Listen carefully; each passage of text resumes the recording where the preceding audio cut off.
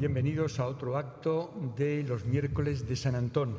Buenos días, buenas tardes o buenas noches, dependiendo de allá donde estéis. Hoy el tema, como siempre, creo que es interesante, polémico y precisamente en eso se basa el interés que despierta. Hoy vamos a hablar de la energía nuclear.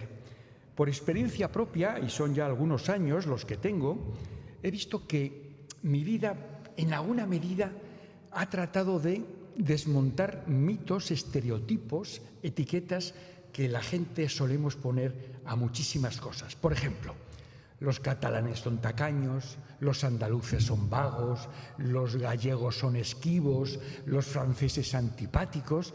Y resulta que a lo largo de mis años he comprobado que ni catalanes, andaluces, gallegos o franceses se ajustan a ese estereotipo que nosotros les hemos otorgado.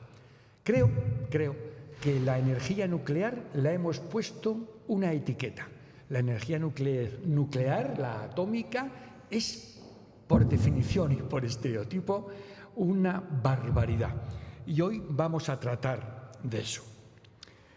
La energía nuclear o atómica, que es la de los átomos, es la que libera artificial o espontáneamente reacciones nucleares.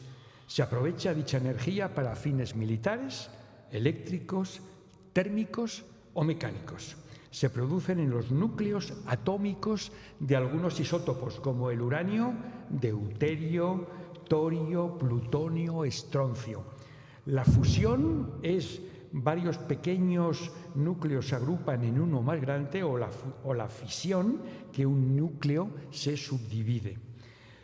La energía desprendida de estos procesos se expande en forma de subpartículas que, al frenarse en la materia que les rodea, producen una cantidad ingente de energía.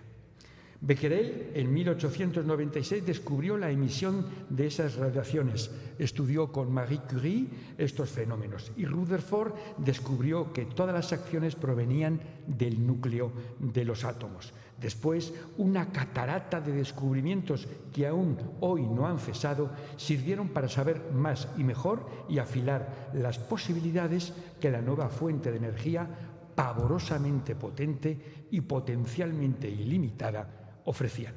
Pero el 6 y el 15 de agosto de 1945 se arrojaron dos bombas atómicas sobre las ciudades japonesas de Hiroshima y Nagasaki, dando por terminada la Segunda Guerra Mundial, y comenzó la mala fama de la energía nuclear. Y los accidentes de Chernobyl y Fukushima no han hecho más que no acrecentar, sin embargo, obviando otros aspectos asombrosamente positivos de esta energía nuclear. ¿Y a quién hemos traído para hablar de esto? A Fernando Ortega. Fernando Ortega le conozco hace 50 años. Hemos sido y nos seguimos manteniendo un afecto tremendo, aunque, bueno, las vicisitudes de la vida nos hayan separado temporalmente. Hoy, sin embargo, nos reencontramos y hablar con él, ya veréis, es un placer. Nació en 1960, desde determinada perspectiva es un niño, escaso de pelo como quien nos habla, pero un niño. Se gradúa como ingeniero industrial con la especialización en técnicas energéticas por la Universidad Politécnica de Cataluña. Inicia su carrera profesional en el 85 en el ámbito de la energía nuclear en la empresa Tecnatom, en la que sigues todavía. Obtiene la calificación de SRO, Senior Reactor Operator, y trabaja como instructor y supervisor en la formación de operadores de centrales nucleares, tanto en España como en el ámbito internacional. En el 95 pasa a involucrarse en el área de simulación, siendo responsable del desarrollo de simuladores, y a partir del 2008 amplía su responsabilidad a otras áreas relacionadas con la operatividad de las centrales nucleares, al diseño de las salas de control, a los sistemas de ayuda de operación, allá donde Tecnatom ha estado dirigiendo proyectos en el entorno nuclear internacional. Ha participado como experto internacional en diversas misiones de la Agencia Internacional de la Energía Atómica. En la actualidad es director de la Operación Digital y Gestión de Activos en Tecnatom. Bueno, él es el experto y vamos a empezar por el principio. Fernando, bienvenido a la Iglesia de San Antón. Gracias por venir. Y vamos a empezar por el principio. ¿Qué es la energía nuclear? Bueno, buenas tardes. En principio, muchas gracias por darme la oportunidad, efectivamente, de estar aquí, pues justamente, pues para tratar de quitar algunas etiquetas y arrojar, yo creo, más conocimiento en un tema complejo en el que muchas veces nos encontramos que efectivamente hay más opinión que conocimiento, ¿no? Entonces, bueno, yo creo que es una buena ocasión y te agradezco la oportunidad. Efectivamente, el tema nuclear, has hecho una introducción un poco de cómo aparece el tema nuclear. Podemos complementar un poco lo que tú has contado, pues un poco con el principio del siglo XX, donde un equipo de investigadores trataron de profundizar en lo que es el conocimiento de la estructura del átomo. Ahí podemos señalar, como no, a Albert Einstein, ¿no? La teoría de la relatividad, su famosa ecuación que muestra en el 1905, que E igual a mc cuadrado. Yo creo que es la ecuación más famosa de toda la historia y que de algún modo está relacionada justamente con lo que estamos hablando, ¿no? Lo que refleja es que hay una correspondencia entre la energía y la materia, que de algún modo la materia se puede convertir en energía y que la relación es un número, que es la velocidad de la luz al cuadrado, que es un número enormemente grande, con lo cual quiere decir que podemos transformar una pequeña cantidad de masa en una enorme cantidad de energía. Bien, eso fue un poco parte del trabajo de Einstein y a partir de ahí, pues Enrico Fermi en Italia empezó a trabajar también en todo lo que es reacciones nucleares. Efectivamente, durante toda esa investigación, pues se inicia la Segunda Guerra Mundial en el año 39. Tenemos la famosa carta de Albert Einstein a Roosevelt, en la cual le avisa de que los alemanes pueden estar investigando sobre una nueva energía para construir una nueva bomba de una gran potencia, y a partir de ahí, pues toda esa investigación pues se promueve, se intensifica a la vez que se hace secreta. Y hay que reseñar como el hito, digamos, más histórico, que en 1945 es cuando se pone en marcha el primer reactor nuclear puesto por el equipo de Enrico Fermi.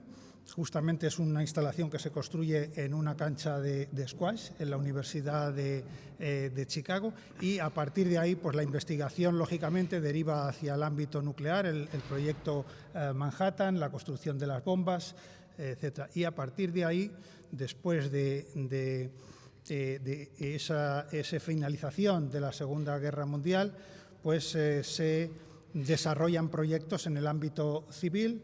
Y así, pues en el 1954 se construye la primera central nuclear, que fue en Rusia, al norte de Moscú, y luego a partir de ahí, pues varias en Francia y en Estados Unidos. Es decir, a partir del 54, la energía nuclear deja de ser exclusivamente militar para convertirse, para ofrecerse para otros ámbitos. ¿Qué aporta la energía nuclear en un mundo como en el que nos encontramos, en el que una enorme parte de los habitantes viven en una estricta pobreza? Y en ese sentido, ¿puede ser la energía nuclear una respuesta a una fuente ilimitada, limpia y sostenible de energía?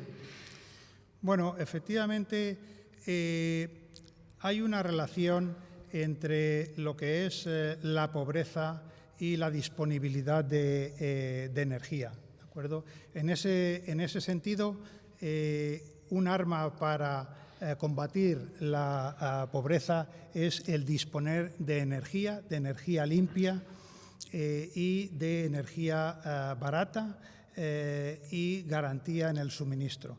Y en ese ámbito, efectivamente, la energía nuclear, como iremos viendo, pues es una de las energías que puede contribuir dentro del ámbito de la problemática en la que estamos en lo que llamamos una transición energética, ¿no?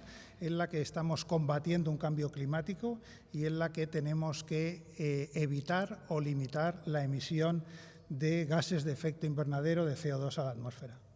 Bueno, todos somos, yo desde luego, un profano total en estos vericuetos.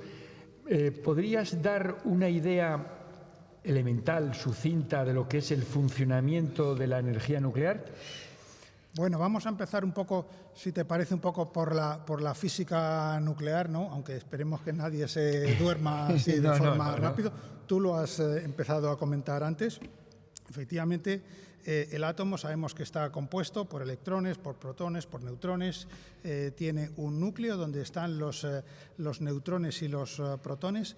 Entonces, la energía nuclear, tal como la concebimos para la generación de electricidad, pues se basa justamente en la reacción de fisión. La reacción de fisión, que consiste en, tenemos un núcleo de un componente que es el combustible, y lo que vamos a hacer es fisionarlo, partirlo en dos trozos que vamos a llamar productos de fisión.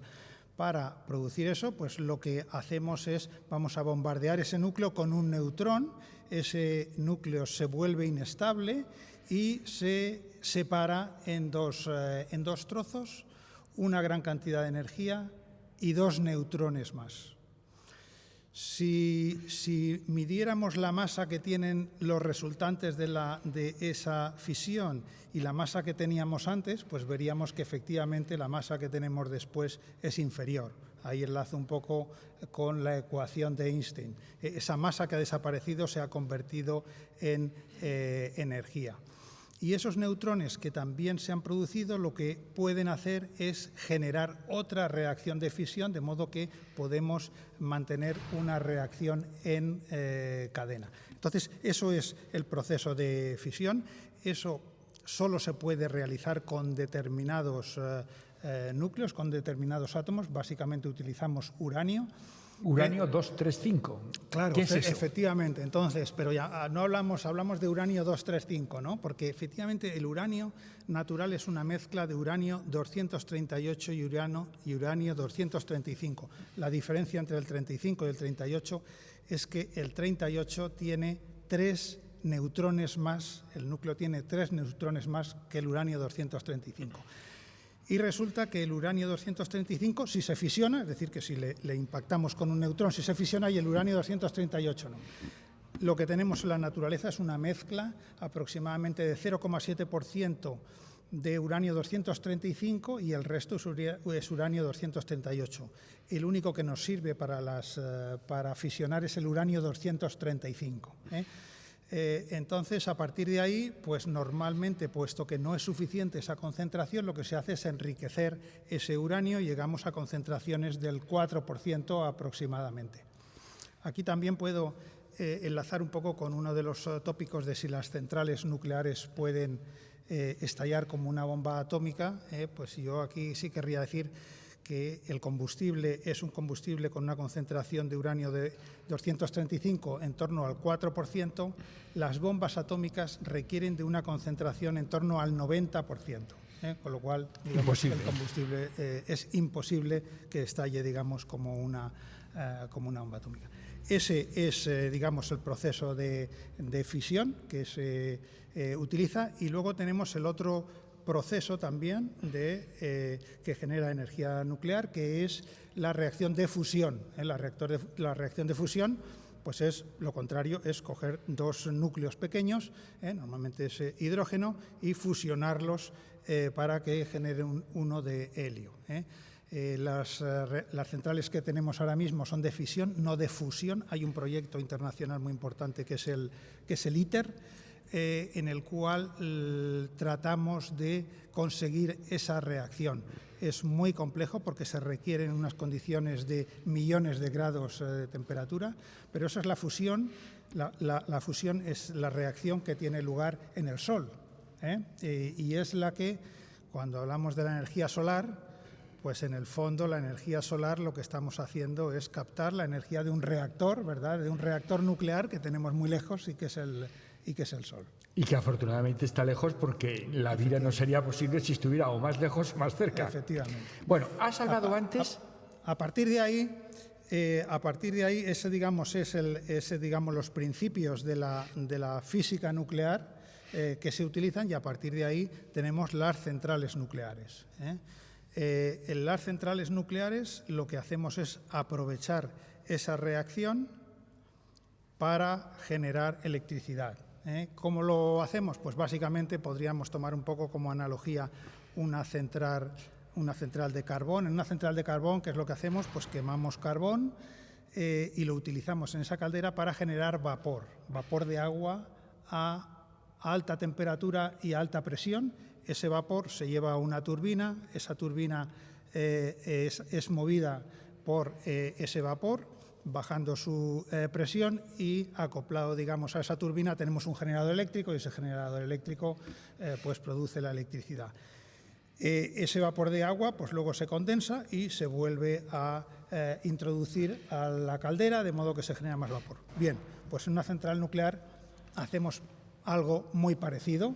En vez de tener una caldera donde se produce la combustión del carbón, tenemos un reactor, que podemos decir pues es como una olla a presión, y esa olla a presión tenemos el combustible dentro. Ahí se genera ese calor, y ese calor o bien genera directamente el vapor, dependiendo de las tecnologías, o bien genera directamente el vapor, o bien pasa en estado líquido a otros componentes que son generadores de vapor, donde se genera el vapor que luego llega a la turbina y genera la electricidad. La reacción, pues ¿cómo se controla, digamos, un reactor nuclear? Bueno, pues ahí, digamos, la clave de ese control está en que, pues hemos dicho que la reacción sostenida se mantiene a través de los neutrones que se generan de cada. Entonces, controlando la población de neutrones, pues se controla, digamos, la potencia. Tenemos unos materiales que son absorbentes de neutrones, entonces si queremos parar la reacción, pues introducimos esos materiales que son absorbentes, eliminamos neutrones y la reacción se para. Esos materiales pues están, digamos, en las barras de control, lo que llamamos las barras de control. ¿Qué son? Las barras de control, efectivamente, son unos mecanismos, son unas varillas que se introducen dentro del núcleo del reactor, que contienen materiales absorbentes y que cuando lo introducimos absorbe los neutrones, y por lo tanto esos neutrones ya no generan más reacciones de fisión. Bueno, por lo que he entendido, el proyecto Manhattan en plena Segunda Guerra Mundial, el primer experimento nuclear en Alamogordo, que fue una prueba a pequeña escala, y bueno, los resultados fueron devastadores, eran muchísimo más potentes las bombas, Hiroshima, Nagasaki. La Guerra Fría, que ha mantenido simplemente con el peligro o amenaza de la energía nuclear, de repente resulta que descubrimos los fines pacíficos de la energía nuclear. Has contado los reactores nucleares para generar la electricidad. Con este sistema que has descrito se consigue muchísima más electricidad a muchísimo menos precio. ¿Es así? Bueno, efectivamente podemos decir que una de las características de la energía nuclear es la densidad energética. Es decir, nosotros podemos generar una gran cantidad de energía con muy poco combustible. Realmente los reactores nucleares pues, se recargan depende de las tecnologías, aproximadamente cada 18 meses se para el reactor para recargar combustible. Ese combustible, pues aproximadamente podemos estar hablando de 60 elementos de combustible, solo un tercio. y con eso podemos operar durante aproximadamente 18 meses. Yo no sé exactamente, pero el combustible que llega a una central nuclear, pues yo creo que se puede, en unos pocos camiones, pues puede llegar. Por lo tanto, es un combustible que tiene una alta densidad de energía. Eso también quiere decir que, asociado a eso, la cantidad de residuos asociados también es, en cuanto a magnitud y en cuanto a tamaño, bastante reducida. Y en cuanto al coste, que efectivamente es un tema muy debatido, pues efectivamente podemos decir también que la energía nuclear es competitiva. Ahí tenemos que distinguir tecnologías. Ahora mismo estamos en una situación, ¿no?, en la que todos tenemos una alta preocupación por el precio de la energía. Es difícil entrar, digamos, en este tema porque hay un entramado regulatorio muy complejo. De hecho, la energía nuclear tiene, por el hecho de ser nuclear, unos impuestos especiales que no gravan otro tipo de energías, con lo cual es un tema muy complejo, pero desde luego, efectivamente, es competitiva. Es una energía que, a diferencia de otras, desde el punto de vista financiero, yo creo uno de los inconvenientes que presenta es que requiere de una alta inversión para la construcción de las centrales nucleares. Hay otras energías en las que realmente con muy poca inversión pues se puede tener una instalación, aunque luego a lo mejor el coste del combustible es mayor. Aquí el coste del combustible es una parte muy pequeña de lo que es la explotación de las centrales, pero requieren de una inversión muy alta. Corrígeme si me equivoco, estoy de acuerdo con todo lo que me dices, por supuesto, pero con un factor. El carbón no solamente contamina, sino que el carbón se acabará por terminar. Bueno, efectivamente, todos los combustibles fósiles acabarán por terminar, y desde luego estamos más cerca de terminar con esos combustibles que con las cantidades, digamos, de uranio que tenemos.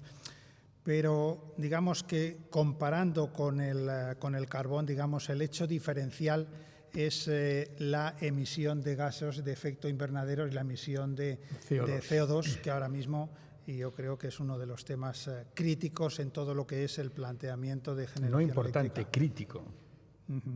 Efectivamente. Bueno, es una nueva tecnología. Me imagino que cuando irrumpió los coches de motor de explosión, los carros de caballos acabaron, pero se crearon no solamente una cantidad ingente de puestos de trabajo, sino de puestos de trabajo especializados. Con la energía nuclear ha sido así. ¿Cómo funciona una fábrica de... Una central. Una central nuclear. ¿Qué personal especializado? Bueno, efectivamente, yo creo que una de las características que tú has dicho de la energía nuclear es que genera una gran cantidad de puestos de trabajo y además de una alta cualificación. Eso yo creo que es un tema muy importante. Para tener un poco una idea, en una central nuclear pues pueden trabajar, pues depende un poco, pero podríamos estar hablando en torno a 500 personas. 500 personas. Bueno, en España tenemos 7 reactores. Asociado a esos 7 reactores se calcula que hay una generación de puestos de trabajo cercanos a 30.000 puestos de trabajo que se generan, pero además, insisto, de una alta cualificación. Todo el personal que trabaja en una central nuclear pues tiene unos programas de formación específicos, está regulado.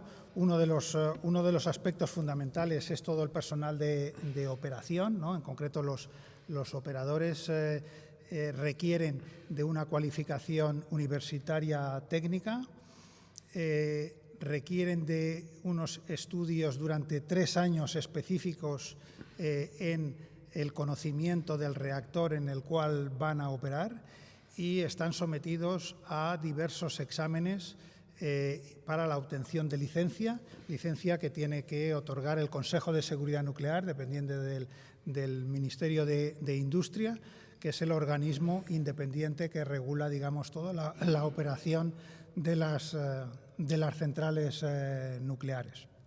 Nosotros desde Tecnaton, donde yo trabajo, uno de los ámbitos de actuación es justamente la formación de ese personal y en concreto de los operadores, donde efectivamente están sujetos a pruebas periódicas y en los que no se aprueba con 5, sino que se aprueba con 8 sobre 10. Entonces, bueno, una central nuclear opera normalmente al 100% de potencia. La verdad es que la operación es bastante rutinaria o monótona, las 24 horas del día. Prácticamente casi la mayoría de las actividades que hay están asociadas a pruebas e inspecciones. El tema de la seguridad es absolutamente prioritario.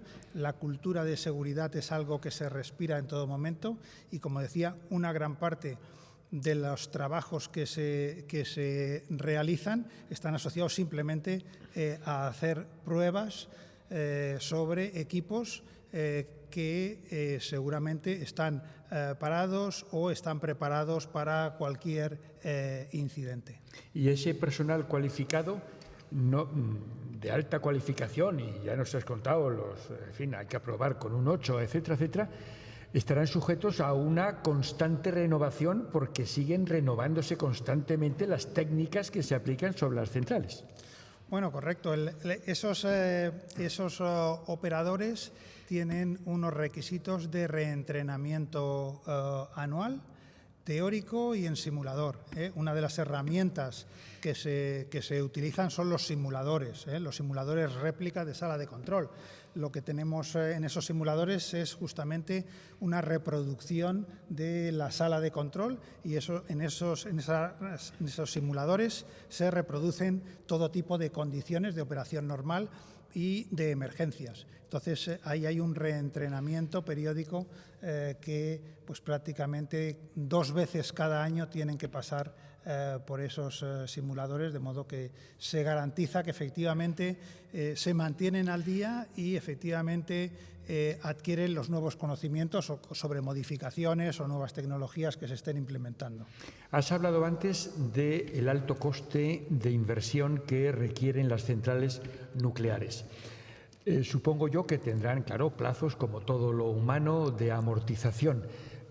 La pregunta es, y además es un tema muy controvertido, ¿para cuánto tiempo se diseñan las centrales nucleares? Bueno, es una buena pregunta también. Vamos a ver, las centrales nucleares que se diseñaron, el diseño original, pues como hemos comentado antes, pues proviene de los años 60, de los 70, el diseño originario, como base de diseño, fueron 40 años. 40 años. Eso fue la base inicial. Bueno, hemos ido llegando a esos 40 años, ¿verdad? Y entonces ahora mismo estamos en disposición de saber cómo están esas instalaciones después de esos 40 años. A lo largo de esa vida, la mayoría de las centrales nucleares ha tenido procesos de modernización, es decir, que gran parte de esos equipos se han ido renovando, cambiando y modernizando. Bueno, pues la situación actual después de esos 30, 40 años es que las centrales pueden seguir operando después de pasar estrictos controles de seguridad por periodos mucho mayores de esos 40 años. De hecho, en Estados Unidos se están extendiendo a 60 años y hay centrales donde ya se ha extendido a 80 años, teniendo en cuenta que hay componentes que se reemplazan, pero que efectivamente la seguridad de la planta en ningún caso está comprometida. Respecto de otras fuentes de energía, eólica, solar, etcétera, etcétera, ¿qué ventajas, qué inconvenientes tiene la energía nuclear? Bueno, podemos comentar, empezando un poco por los inconvenientes, por empezar un poco por por lo negativo que todo el mundo primero las piensa, malas ¿verdad? noticias, Primero ¿no? las malas noticias, vamos a empezar por ahí. Bueno, yo diría uno de los aspectos más relevantes, lo he comentado antes, es que requiere de inversiones importantes y muchas veces, pues, ¿dónde estamos viendo grandes proyectos nucleares? Pues en aquellos sitios donde podemos encontrar un apoyo del gobierno, ya sea en Francia, por ejemplo, en China, bueno, en Rusia. Entonces, ese es un proyecto. No quiere decir que digamos, las compañías privadas no puedan acometerlo, pero requieren de un cierto respaldo. En cualquier caso, es una cierta dificultad que, bueno, pues se tiene que manejar. Otro de los inconvenientes, a lo mejor, pues es, digamos, los vertidos, ¿no? Es una de las cosas de los vertidos, o los residuos, ¿no? Los residuos, no vertidos, sino los residuos, ¿no? Bueno, se dice, ¿y esta actividad, la energía nuclear, tiene residuos? Pues sí, hay residuos nucleares. Hay residuos de baja nivel de actividad, de radiación, hay que tienen más. Muchas veces en el ámbito nuclear nos preocupamos sobre los residuos radiactivos. Bueno, hay que tener en cuenta que residuos radiactivos provienen de las centrales nucleares, también provienen muchas veces de las aplicaciones médicas de la energía nuclear. Bien, la ventaja que tenemos con los residuos radiactivos es, bueno, primero, que como decía antes y debido a la alta densidad energética de las instalaciones, digamos que la cantidad de residuos que se generan es limitada. En el sentido de volumen físico. De volumen físico, efectivamente. Y por otro lado, están sometidas a un estricto control. Eso dice, bueno, pues sí, es bastante. Bueno, eso no pasa en todas las industrias. Que se lo digan a los que viven del Mar Menor, ¿no? Que han acabado con el Mar Menor. Efectivamente, bueno, cuando nosotros generamos electricidad a través del carbón, a través del gas, o simplemente cuando nosotros utilizamos el automóvil, pues lo que hacemos es ir descargando, ¿verdad?, esos residuos, pues los lanzamos fuera, los lanzamos a la atmósfera. De hecho, pues las estimaciones que hay en un país, digamos, desarrollado como el nuestro, pues se estima en que las emisiones de CO2, por ejemplo, por habitante y año están en torno a 20 toneladas por persona. Bueno, eso es algo que entre todos emitimos a la atmósfera, ¿no? Bueno, podemos decir, bueno, ya, pero no dura miles de años. Bueno, el CO2 tiene una vida media de aproximadamente 200 años. Bueno, o podemos decir, bueno, pero no hace daño a nadie, pero bueno, yo creo que sí hace daño.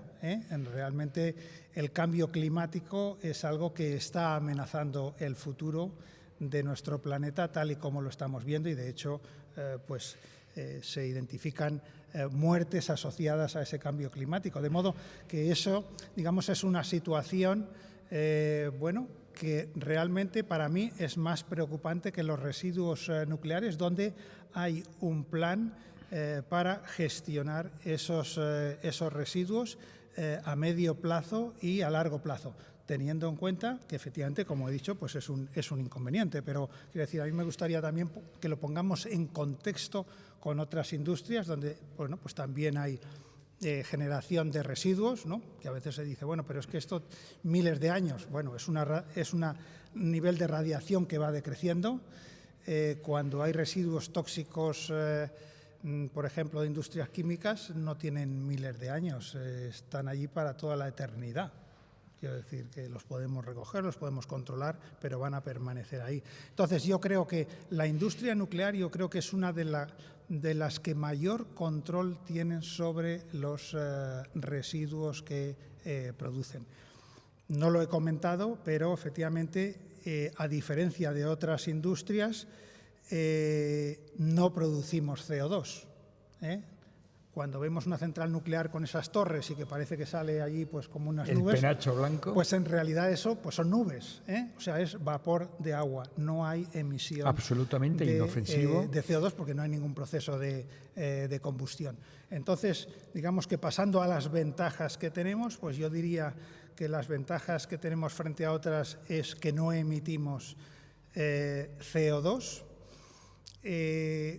Es una generación de energía que nosotros podemos controlar y podemos gestionar, a diferencia de, por ejemplo, la eólica o la solar, que están presentes pues, cuando hay viento o cuando hace sol, ¿no? Una central nuclear está operando aproximadamente el 90% de las horas del año. Una instalación eólica aproximadamente el 25% del tiempo. Y una instalación fotovoltaica en torno al 16%. Esos son datos de red eléctrica pues del año 2020. O sea que, quiero decir, eso es una ventaja también porque podemos tener electricidad en cualquier momento.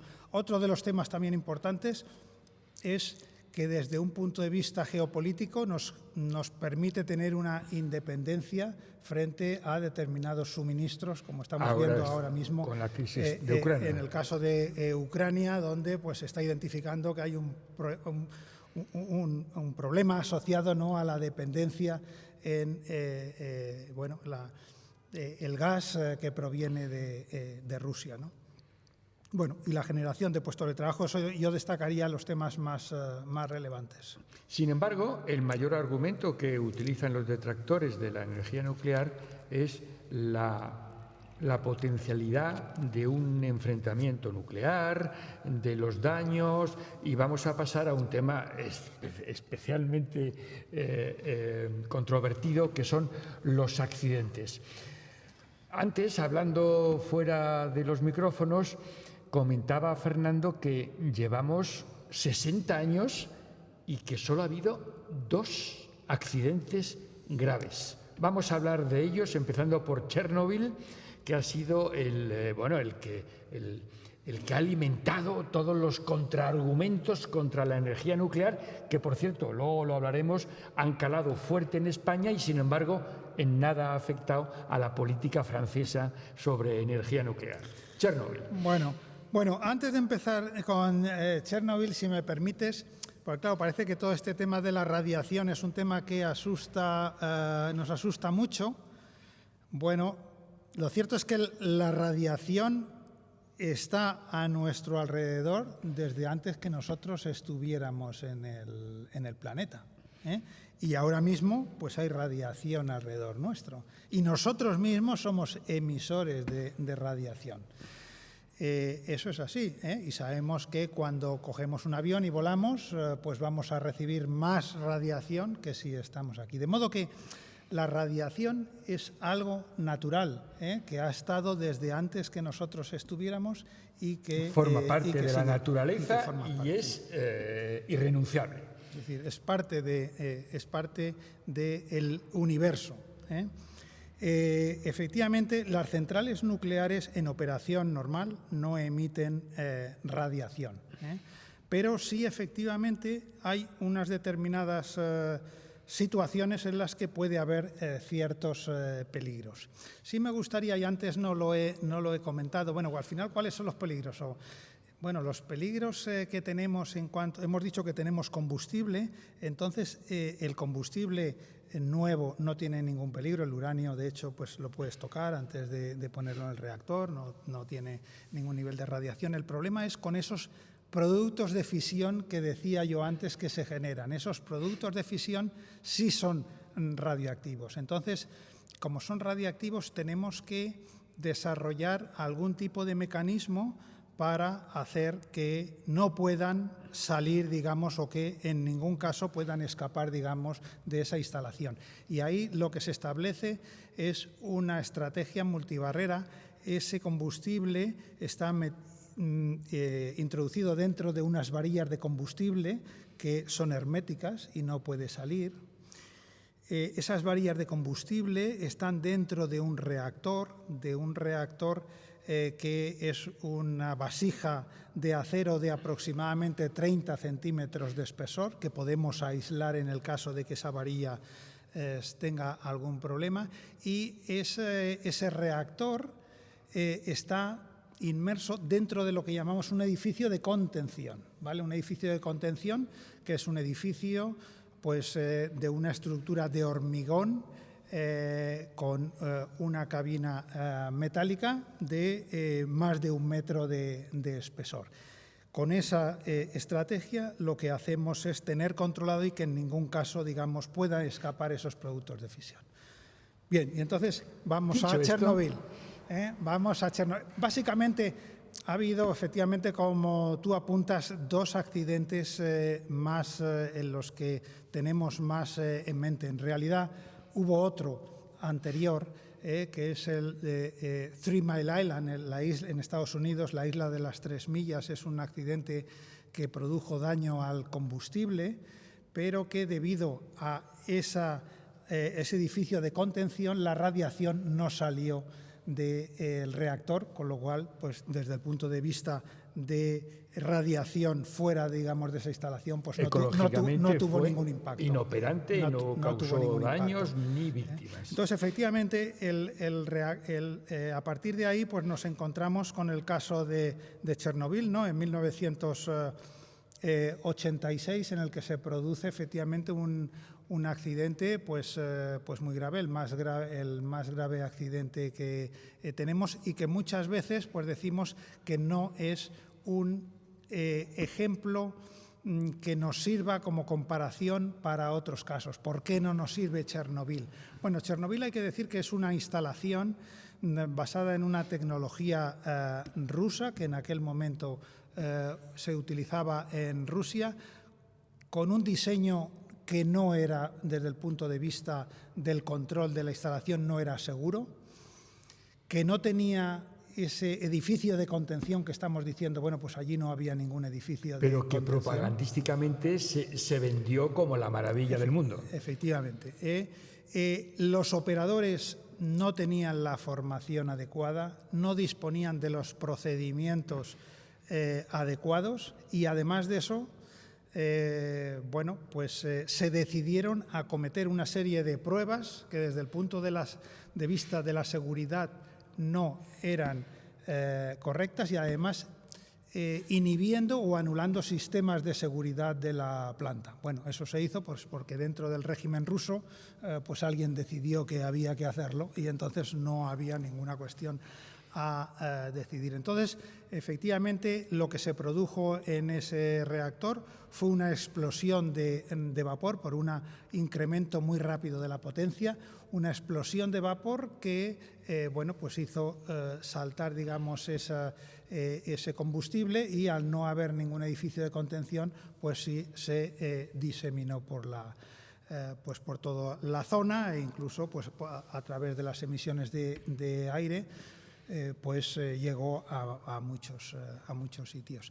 Eso además coincidió con una ausencia de planes de emergencia adecuados para hacer frente a esa situación, y ahí, bueno, pues efectivamente nos encontramos con una situación pues muy dramática, con muertos que se estimaron, bueno, hubo unos 31 muertos directamente de lo que fue el accidente y por la radiación directa en ese momento, en los primeros días, y después pues una estimación de muertes prematuras asociadas a eso, pues que las estimaciones son muy variables, pero si nos vamos a la Organización Mundial de la Salud, pues se estima en torno a 10.000 muertes prematuras asociadas a esto. Ahora se da la circunstancia de que se puede visitar, ¿no? Y de hecho anuncian viajes turísticos a Chernobyl para visitar la zona, pero desde luego fue una catástrofe enorme. Ese fue el accidente más grave, y a partir de ahí pues pasamos a Fukushima, ¿no? Fukushima, en el año 2011, pues un terremoto, ¿no?, de magnitud 9 pues produce un tsunami pues que arrasa la costa este de Japón, pues arrasando todo lo que encontró y produciendo pues la muerte de 18.000 personas. El tsunami. El tsunami, efectivamente. y también afectando a una central nuclear, que era la central nuclear de Fukushima. La central, de acuerdo con los sistemas de seguridad, simplemente por el terremoto automáticamente paró. Las centrales nucleares tienen unos sistemas que están continuamente monitoreando las variables de la central, incluso los temas de sismicidad, de terremotos, y cuando hay algún problema automáticamente paran el reactor. En menos de 2 segundos paran el reactor. A pesar de eso, el tsunami dañó algunos de los componentes críticos de la central y se produjo escape de algunos productos radioactivos de la central.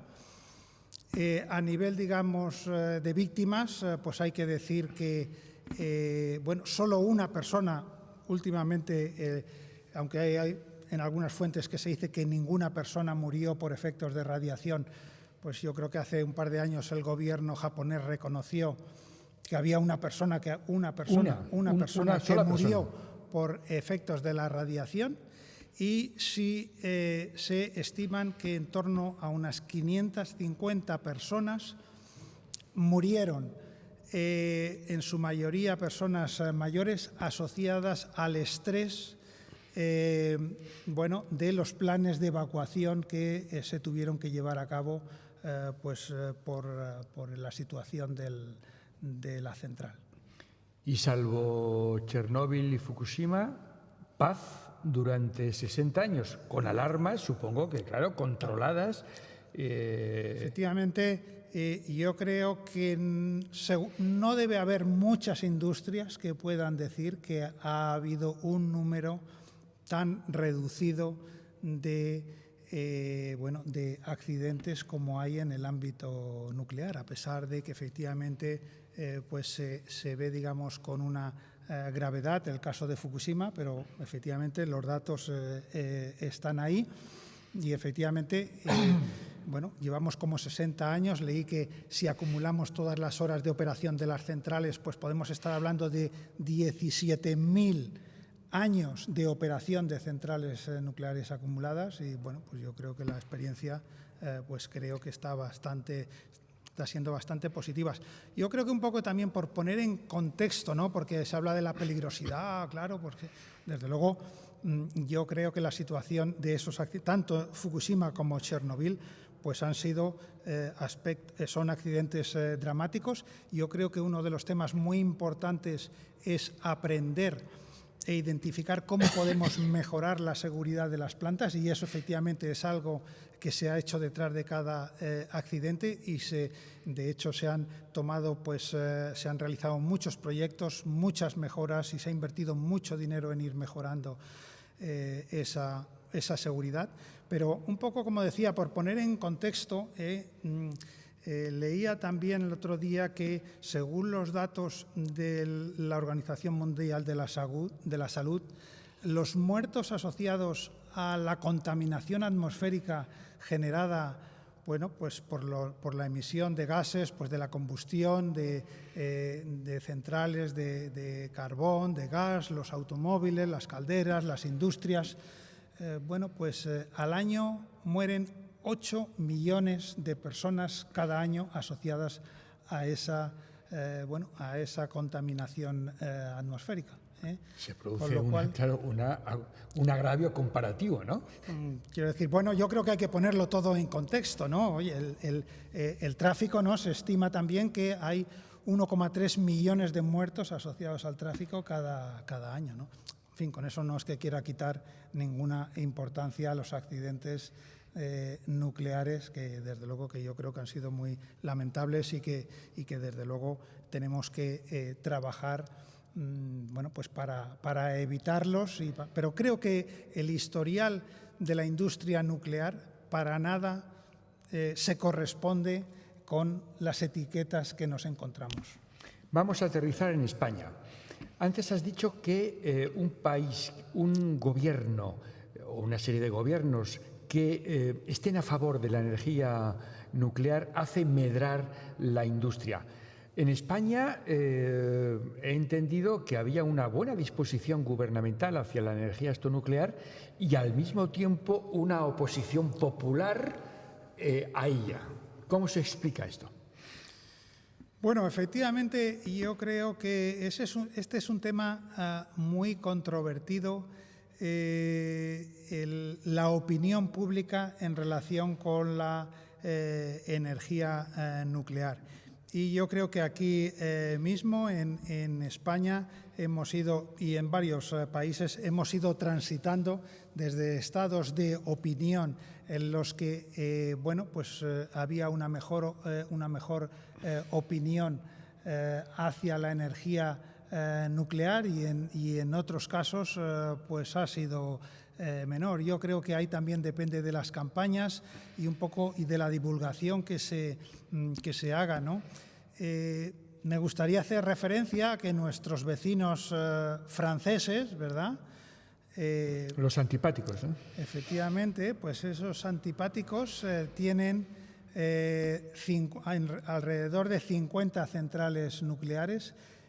El 70% de la generación eléctrica del país proviene de centrales nucleares.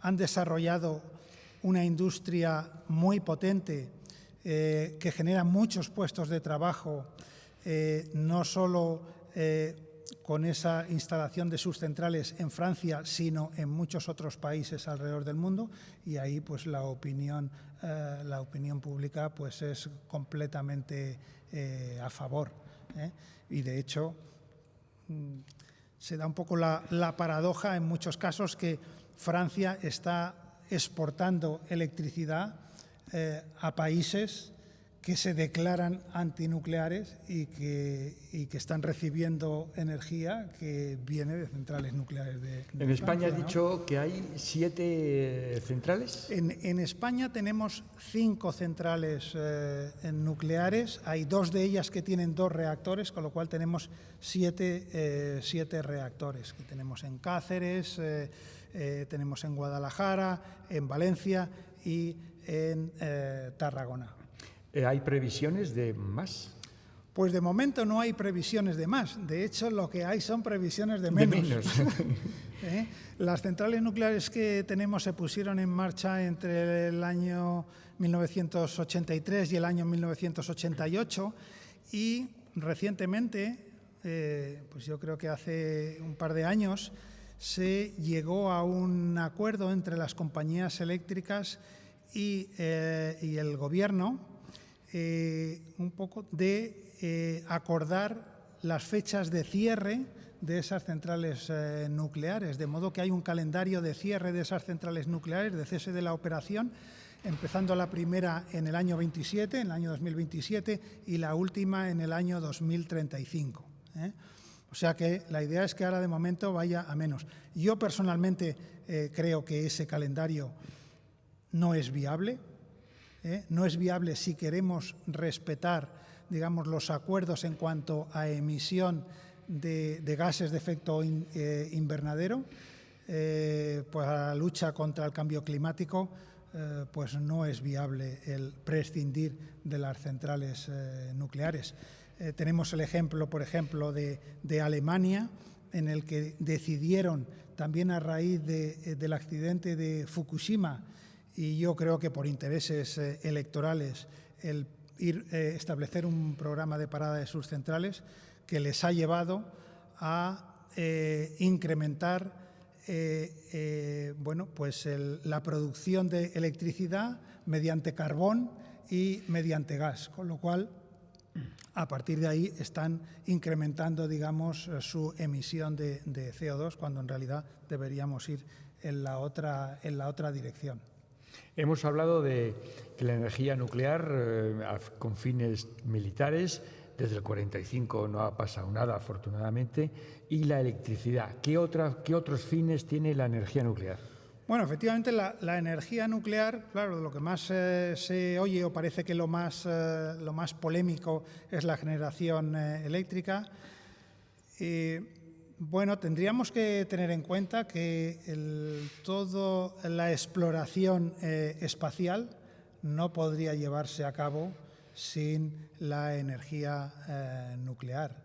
Es decir, todas estas sondas que enviamos al espacio pues tienen sistemas se alimentan a través de generadores nucleares. De hecho, el vehículo que ahora mismo tenemos en Marte, ¿no?, y que aterrizó o amerizó, ya no sé, en febrero del año pasado, pues se ve propulsado a través de un generador nuclear, y todas las ondas que enviamos, digamos, al espacio más profundo, pues lo requieren. Entonces, todo lo que es la exploración espacial lo necesita. Bueno, en el ámbito médico, claramente, pues es algo absolutamente necesario. El otro día leía también que aproximadamente 1/3 de las personas que entran en un hospital pues se someten o bien en su fase de diagnóstico o en su fase de tratamiento, pues a aplicaciones de la energía nuclear, ¿no?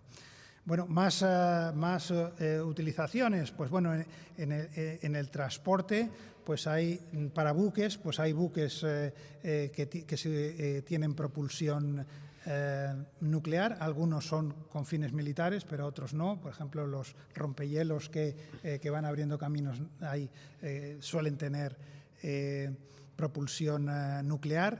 En la agricultura también se utiliza para el control de plagas.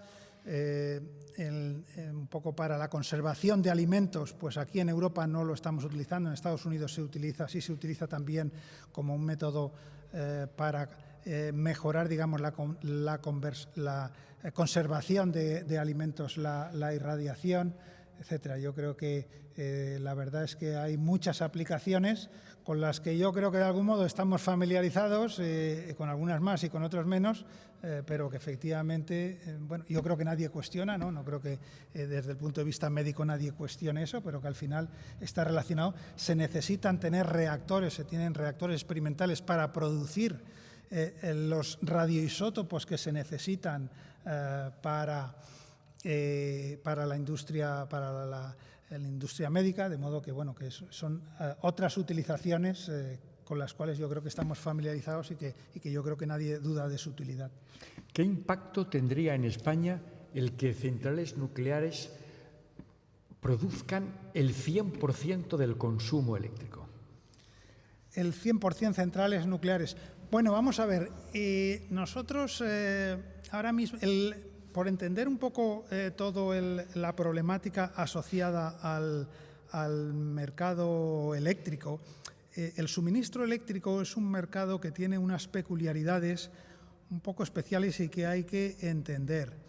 En el suministro eléctrico hay que casar en todo momento la energía que se necesita con la generación de energía. Eso, por ejemplo, no pasa en el suministro de agua. Tú en el suministro de agua, ¿no?, pues tienes unos embalses y entonces se va consumiendo y, bueno, pues sale más o sale menos. El agua está allí. Digamos que en el suministro eléctrico no es así. Es decir, que hay que generar en cada momento lo que se necesita, ni más ni menos. Porque entonces, lo que se produce en exceso se tira. No, es que no se puede producir en exceso. Si se produce en exceso, se desequilibra el sistema de distribución eléctrica. Entonces, digamos que las condiciones de frecuencia y de tensión de las redes se tienen que mantener, y para eso hay que casar siempre el consumo con la generación. Bueno, eso tiene una problemática que es lo que afrontan pues los señores de red eléctrica que tienen que gestionar, digamos, todo eso. Entonces, necesitamos el consumo eléctrico de la sociedad, pues es variable. Hay horas a las que consumimos más y a otras horas a las que consumimos menos. Entonces, hay que tener fuentes que nos aseguren la disponibilidad de energía cuando nosotros necesitamos, y podemos apoyarnos en otras que a lo mejor son baratas, pero no tienen esa garantía en el suministro. Entonces, un poco, digamos que la mejor estrategia de cara a asegurar ese suministro desde un punto de vista de energía limpia es combinar energías renovables como puede ser la eólica y la fotovoltaica con otra en la cual nosotros tengamos la garantía de que podemos subir o bajar esa potencia, como es la nuclear. En la nuclear nosotros podemos generar más, podemos generar menos. En el caso de la solar o en el caso de la eólica, ¿no? Cuando hay sol tenemos, cuando no, no hay. Por eso yo creo que el futuro de la generación pasa por el mix adecuado entre lo que es energías renovables y energía nuclear. Y eso es un mix que nos garantiza la no emisión de gases de efecto invernadero. En paralelo con eso, se está trabajando en lo que sería sistemas de almacenamiento, ¿no? Porque decimos, bueno, pero hay que casar. Bueno, no, la idea es que podríamos ir a un escenario en el que tuviéramos sistemas de almacenamiento, en el cual cuando se produce más, pues lo guardáramos. Bueno, eso ahora mismo realmente no hay soluciones a nivel de la sociedad. Tenemos baterías, efectivamente, pero las baterías que nos sirven para poder tener en una casa, para poder tener en un coche, no tienen la dimensión que necesitamos para gestionar a nivel de una sociedad o de una ciudad. Bueno, y de hecho, la tecnología que se utiliza ahora de las baterías de ion litio, pues no tiene esa capacidad, se está investigando en otro tipo de baterías. Hay líneas también relacionadas con el almacenamiento muy relevantes, como es el caso del hidrógeno, que se oye mucho el hidrógeno. Bueno, el hidrógeno al final es un elemento también que podemos utilizar para almacenar energía, de modo que cuando nos sobra electricidad podemos producir hidrógeno y ese hidrógeno luego lo podemos utilizar para pues otros usos o para combustión, no produciendo CO2, o bien para generar electricidad. Entonces, el disponer de sistemas de almacenamiento es un tema en el que se está investigando, en el que tenemos que avanzar, pero no es algo que vayamos a tener, yo creo que los próximos 10 años, 15 años, incluso 20 años va a ser difícil que tengamos una infraestructura que pueda resolverlo. Llegamos al final. La última pregunta. Tengo la sensación de que los sistemas de producción de energía han topado con dos límites. Uno, el agotamiento natural de los elementos, de los combustibles fósiles, y sobre todo el punto crítico ecológico de nuestro sistema. ¿Es la energía nuclear la alternativa? Bueno, pues sin duda lo es, sin duda lo es, y yo creo que ahora mismo hay muchos países que están invirtiendo en nueva tecnología nuclear. Se está construyendo nuevas centrales en Francia, en Finlandia, en Estados Unidos, Canadá también está trabajando, en Rusia, China, India, porque se está viendo que efectivamente no hay una viabilidad de combatir el cambio climático sin la energía nuclear. Habrá que trabajar con las energías renovables, pero también con la energía nuclear. Hay grandes proyectos. Bill Gates está investigando y está invirtiendo mucho dinero en nuevos sistemas, digamos, más eficientes y más seguros de energía nuclear, pero efectivamente el reto, que yo creo que también es importante, ¿no?, que tengamos, yo creo que no lo estamos tomando con seriedad, el reto real que tenemos en cuanto al cambio climático, y que es algo que es un reto que tenemos para los próximos 20, 30, 50 años, y que si no somos capaces de afrontarlo, pues podemos poner en riesgo, digamos, el mundo. Entonces, en ese sentido, la energía nuclear, desde luego, es importante. Y ya quiero aprovechar también, para todo aquel que pueda tener interés también en estos temas, yo le recomendaría un libro que es muy sencillito, que justamente tiene por título La energía nuclear salvará el mundo, que es de Alfredo García, y que, la verdad es que escribe desde un punto de vista, yo creo, divulgativo, pues un poco toda la problemática que hay asociada, y bueno, para todo aquel que quiera conocer un poco más, yo se lo recomiendo. Bueno, pues este es el mundo que nos propone Fernando, una nueva fuente de energía, y quizá en un momento crítico en el que tenemos que cambiar las cosas porque el mundo que tenemos no tiene sustitución. O arreglamos o nos quedamos sin él. Gracias de corazón. Como todos los conferenciantes que vienen, el Padre Ángel, que no ha podido asistir a la conferencia, quiere hacerte llegar 2 regalos que voy a hacer yo en su nombre. Uno de ellos es el monumento, la réplica del monumento diseñado por el Papa Francisco sobre un sin techo en el banco de la calle. Y el segundo, que hace alusión a lo que hemos venido hablando en esta noche, el libro del Padre Ángel, Un mundo mejor es posible, con científicos, con hombres con la sensibilidad y con la inteligencia de Fernando Ortega. Desde luego entiendo que un mundo mejor es posible. Gracias, Fernando. Y a todos vosotros, muchas gracias. Nos despedimos. Deseo que os haya sido interesante la charla de hoy, y ya sabéis, os cito para la próxima semana en el mismo lugar, a la misma hora, con otro tema de interés. Desde los miércoles de San Antón, Mensajeros de la Paz y el Padre Ángel os saludan. Hasta la próxima semana. Gracias.